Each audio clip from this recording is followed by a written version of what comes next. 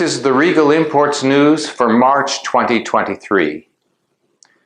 The most important business news coming out of Canada currently is the depreciating value of the Canadian dollar. The United States Fed decided that U.S. consumption needs to be reined in. Excess consumer spending in the United States is causing inflation, and the cure for inflation is raising interest rates.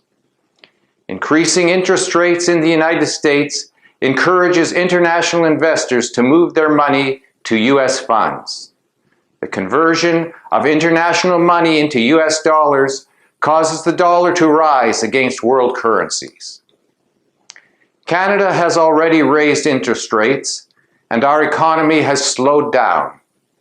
Currently, the Canadian dollar is trading at about 1.38 compared to its U.S. counterpart. A weaker Canadian dollar means that imported goods such as diamonds cost more.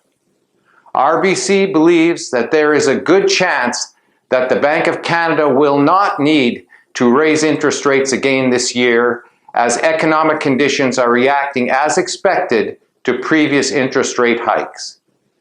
If the U.S. Fed chairman continues to increase U.S. interest rates, the U.S. dollar will become even stronger and Canadian imports even more expensive. A cautionary note: economic predictions are really fluid, and U.S. interest rates may not rise as expected if their economy slows due to the developing story of U.S. bank closures. Last month, I stated that the diamond industry was looking to the Hong Kong Jewelry Show to predict the health of the industry.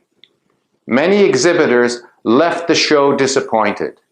The show was busy, but sales were limited. Buyers from China could not wrap their heads around the current diamond prices, and diamond sellers were not desperate enough to discount. This year's Hong Kong show is not an encouraging sign for a quick recovery. Eden Golan is reporting a decline in consumer demand for diamonds. Loose diamond sales declined 12.5% in the first 2 months of 2023 compared to the same period in 2022.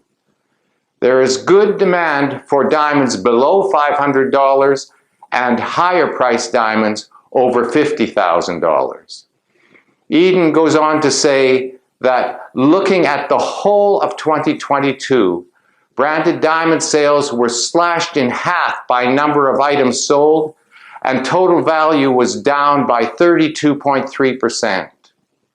The trend continued in January, with general unit sales declining 41.7% year over year. It is obvious from these figures that the middle market, the bread and butter of the industry, has simply dried up. There is still some good news. The overall price of polished diamonds seems to have stopped sliding and leveled off.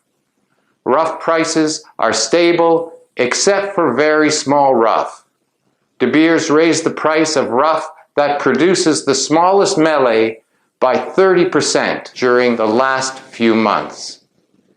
These increases could be the result of discussions concerning the tightening of Russian sanctions. De Beers' rough revenue fell 28% year on year during the first 2 sales of 2023. In more salacious news, the HRD laboratory in Antwerp is being sued by a former partner who alleges that diamonds with a previous rating by the U.S. competitor GIA were given 1 to 2 upgrades in color. An internal audit also found significant differences in grades at HRD Mumbai as opposed to their other laboratories. Last month, an expose on CBC television found that some Canadian retailers using diamond reports from laboratories other than the GIA were misrepresenting grades and value. I have been critical of GIA grading inconsistencies. So I can only imagine the degree of discrepancies in these other diamond reports.